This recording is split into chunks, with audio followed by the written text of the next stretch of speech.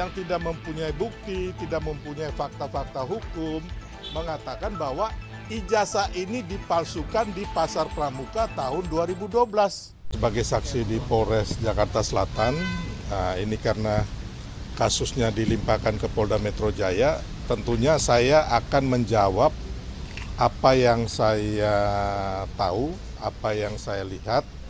Ya, intinya semua kejadian-kejadian mengenai indikasi pidana pencemaran nama baik, ya kan, terus penghasutan dan juga fitnah yang terjadi mengenai tudingan ijazah palsu kepada Bapak Insinyur Haji Joko Widodo, intinya itu.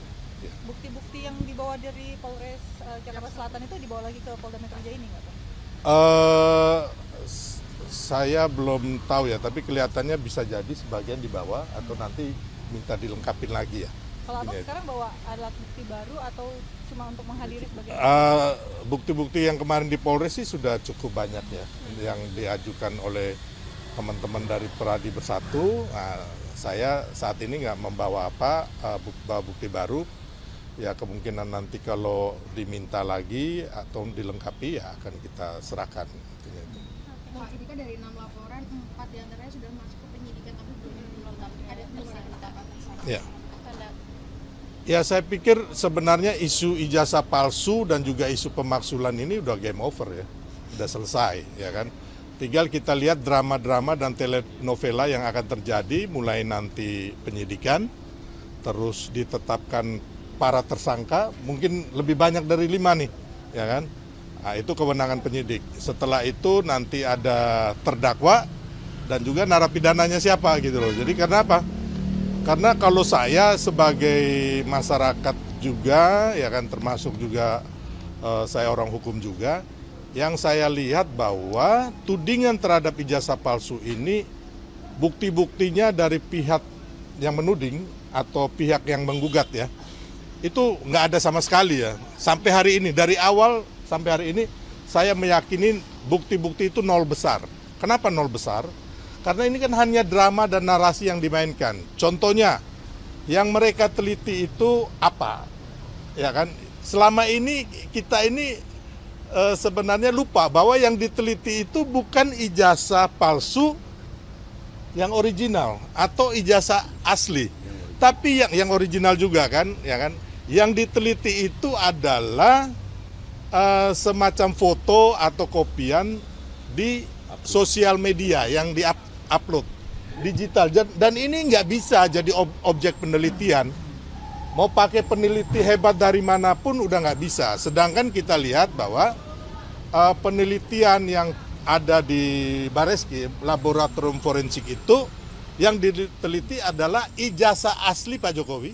Ijazah asli nih, ijazah original, ijazah analog.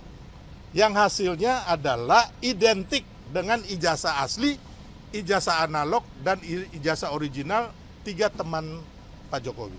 Ya. Terus yang kedua, dari pembuat ijazah, yaitu yang mengeluarkan ijazah UGM, ya kan, sudah satu-satunya nih yang mengeluarkan hanya UGM, bukan Roy Suryo, bukan Tifa, bukan Rismond, ya kan, mengatakan bahwa itu ijazah asli. Dan ada lagi satu lagi, ya kan, yang membuat kita tambah bingung, tiba-tiba ijazah ini ada palsunya 2. Ya, 1 dipalsukan sebelum tahun 2005 ketika Pak Jokowi nyalon wali kota Solo, ya kan?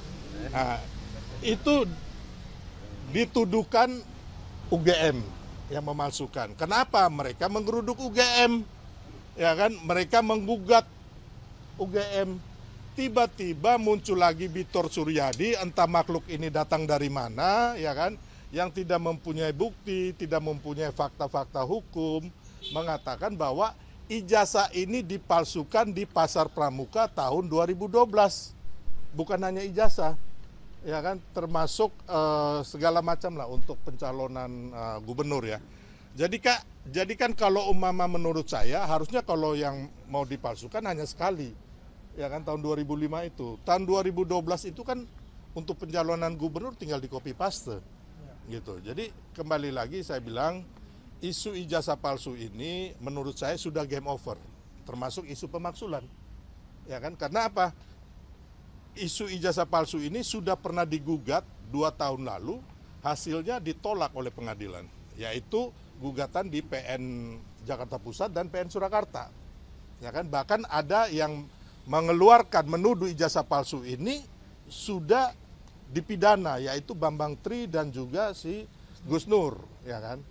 Nah, kemarin kawan-kawan ya kan bahwa ijazah gugatan Dumas di Mabes Polri itu sudah kandas dengan sendirinya. Karena satu, nggak punya legal standing, nggak punya bukti-bukti yang valid.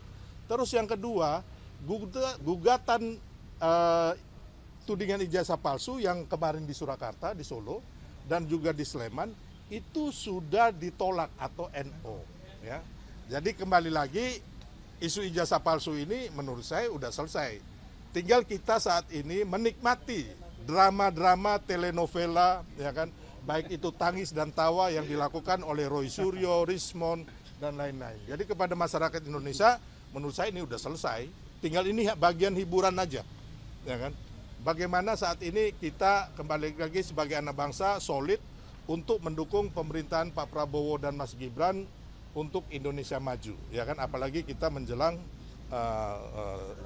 ulang tahun yang ke-80 ya. Ya, mungkin dari saya. Hari ini juga akan turut mendesak KPMJ untuk segera menetapkan tersangka atau gimana? Oh enggak, itu kewenangan ya, kewenangan PMJ, kita biarkan Polda Metro Jaya, jangan sampai ada yang mengatakan bahwa diintervensi. Karena menurut saya tanpa intervensi atau tanpa dorongan kita, melihat indikasi pidana-pidana yang terjadi, fakta-fakta hukumnya, ini nggak ada yang bisa mengelak ini. Kalau menurut saya sih tidak mendahului Tuhan ya, ini udah hampir kalau katanya Roy Suryo 11.000 triliun masuk penjara. Ini ya.